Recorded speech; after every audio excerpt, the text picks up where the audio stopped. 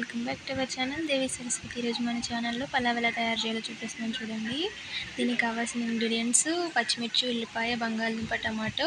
First ప్యాన్లో oil వేసి పచ్చిమిర్చి వేగాక ఇవన్నీ వేసేసి దీంతోపాటు పుదీనా కూడా వేయాలండి. ఇది కాజు పలావ్ అండి. దీనిలో జీడిపప్పు వేస్తామండి మనం. చూడండి, జీడిపప్పు నానబెట్టి పెట్టుకున్నాను, దీన్ని కూడా దీనిలో వేసేసానండి.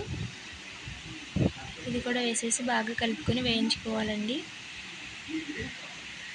ఇది వేగేలోపు మనం బియ్యాన్ని కొలుచుకొని పక్కన పెట్టుకోవాలండి. దీనిలోకి పలావ్ సరుకులన్నీ వేసేయాలండి. అల్లం వెల్లుల్లి పేస్ట్ వేసి బాగా వేయించుకోవాలండి. దీనిలోకి ఉప్పు,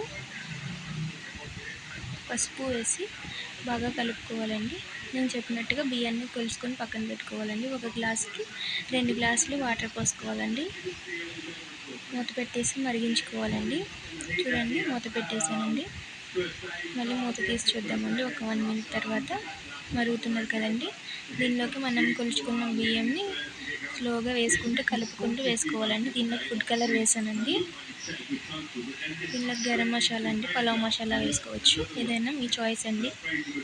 ఒకసారి కలుపుకొని బాగా అన్నీ ఉప్పు, పసుపు అన్నీ కలిసేలా కలుపుకొని మూత పెట్టేసుకోవాలండి. మళ్ళీ 1 నిమిషం ఆగాక మూత తీసి మళ్ళీ బాగా కలుపుకొని మళ్ళీ మూత పెట్టేసుకోవాలండి. మళ్ళీ 1 మినిట్ ఆగాక మూత తీసి మళ్ళీ కలుపుకొని మూత పెట్టేసుకోవాలండి. మళ్ళీ చూద్దామండి ఒకసారి. ఇంకా కొద్దిగా పలుగ్గా ఉందండి. 1 మినిట్ ఆగాక తీసి చూద్దామండి. దీన్ని సర్వింగ్ బౌల్లోకి తీసుకుంటే కాజు పలావ్ రెడీ అయిందండి. చూడండి, ఎంతో రుచికరమైన కాజు పలావ్ అండి. చాలా బాగుందండి. ఒకసారి ట్రై చేయండి. ఇలాంటి మోర్ వీడియోస్ కోసం సబ్స్క్రైబ్ చేయండి Devi Saraswati channel. Thank you for watching.